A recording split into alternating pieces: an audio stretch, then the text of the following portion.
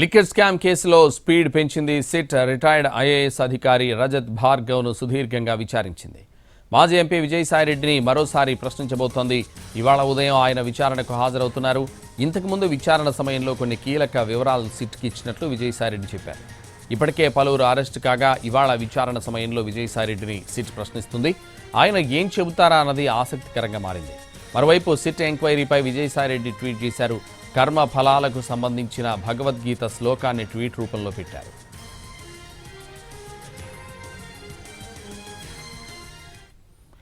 ఇక ఏపీ మద్యం కుంభకోణంలో కీలక పరిణామం చోటు చేసుకుంది. నిందితుల ఆస్తులను జప్తు చేసేందుకు ఆదేశాలు ఇవ్వాలని ఏసీబీ కోర్టులో స్పెషల్ ఇన్వెస్టిగేషన్ టీం పిటిషన్ దాఖలు చేసింది.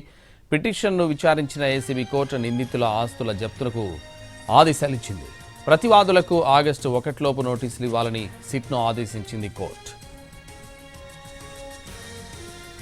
ఈ కేసులో సిట్ విచారణను వేగవంతం చేసింది. రిటైర్డ్ ఐఏఎస్ అధికారి రజత్ భార్గవ్ను నిన్న సుదీర్ఘంగా ప్రశ్నించింది.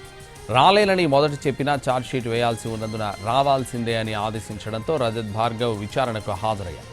కీలక నిందితుడు రాజ్ కేసిరెడ్డి అబ్కారీ శాఖలో హద్దులు దాటి వ్యవహరించినప్పటికీ ఎందుకు నిలువరించలేదని రజత్ భార్గవ్ను ప్రశ్నించారు సిట్ అధికారులు. లిక్కర్ పాలసీ రూపకల్పన, ముడుపుల పంపిణీ వ్యవహారం మీకు తెలుసా అని సిట్ ప్రశ్నించింది. తెలిస్తే నిలువరించాల్సిన బాధ్యత మీదే కదా అంటూ వరుస ప్రశ్నలు సంధించింది. లిక్కర్ ధరలు, కొత్త బ్రాండ్ల అనుమతులు, నిబంధనల ఉల్లంఘనలపై ప్రశ్నలు అడగ్గా సిట్ ప్రశ్నలకు రజత్ భార్గవ సరైన సమాధానాలు చెప్పలేదని తెలుస్తోంది.